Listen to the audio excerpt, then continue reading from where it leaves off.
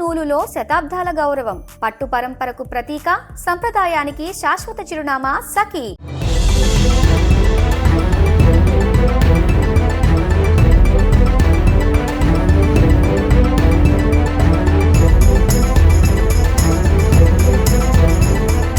నమస్తే, welcome to Suman TV. ఏదైతే తుని 2.5 ఏళ్ల పాప జ్ఞానేశ్వరి మిస్సింగ్ కేసు ఉందో ఇప్పటికీ కూడా ఆచూకీ లభ్యం కాలేదు.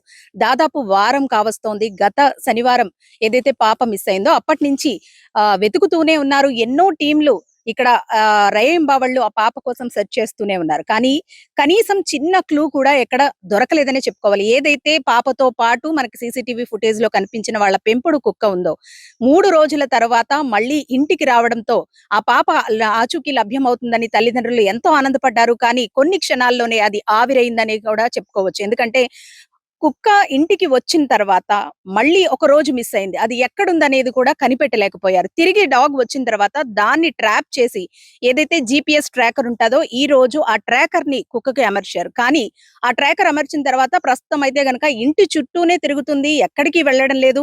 కనీసం ఆ కుక్కకి ట్రాకర్ అమర్చిన తర్వాత పాప ఆచూకీ కాస్తైనా తెలుస్తుందని ఎంతో ఆనందపడ్డారు. కానీ ప్రస్తుతానికైతే గనక ఆ కుక్క ఇంటి పరిసర ప్రాంతాల్లోనే సంచరిస్తున్న పరిస్థితి అయితే ఉంది.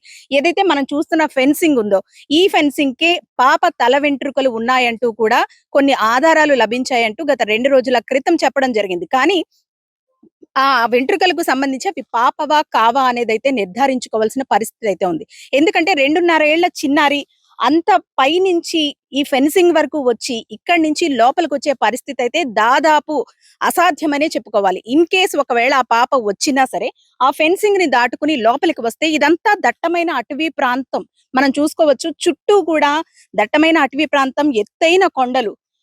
పాప ఒకవేళ ఇంతవరకు రావడం కూడా కష్టమే. అందులోనూ ఈ తోటలోకి కానివ్వండి, లేదంటే ఈ పామాయిల్ తోటలోకి కానివ్వండి, ఈ లోపలికి కానివ్వండి, ఎవరైనా వస్తే గనక తిరిగి కిందకు వెళ్ళడానికి కూడా చాలా కష్టమైన పరిస్థితి.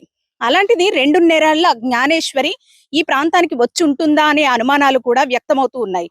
గత వారం రోజులుగా పాప కోసం, పాప ఆచూకీ కోసం ఎన్నో టీంలు నిత్యం శ్రమిస్తూనే ఉన్నాయి. డాగ్ స్క్వాడ్ కానివ్వండి, లేదంటే పోలీస్ బలగాలు కానివ్వండి, NDRF వాళ్ళు కూడా వచ్చి ఇక్కడ పాప కోసం సెర్చ్ చేసిన పరిస్థితి ఉంది.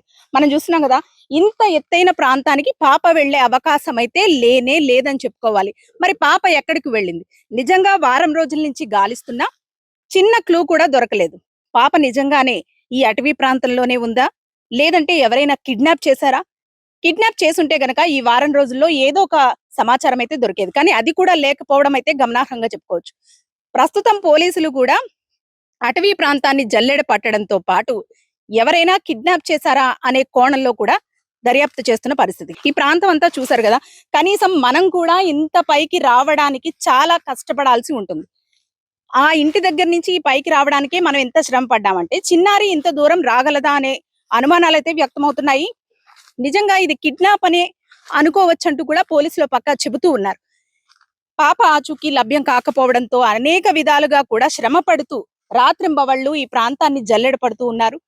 నిజంగా పాప మిస్ అయిందా? ఎందుకంటే ఈ ప్రాంతంలో ఎక్కువగా అడవి పందులు సంచరిస్తూనే ఉంటాయి. కానీ అడవి పందులు మనుషుల మీద దాడులు చేసి చంపేంత అవకాశం ఉండదు.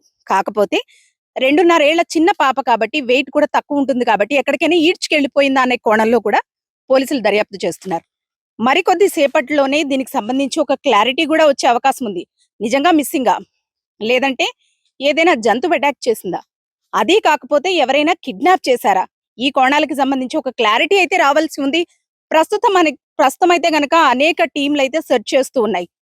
ఈ ప్రాంతం అంతా కూడా గత వారం రోజులుగా జల్లెడ పడుతూనే ఉన్నారు. కానీ చిన్న ఆచూకీ కూడా అయితే ఇప్పటి వరకు లభ్యం కాలేదని చెప్పుకోవాలి.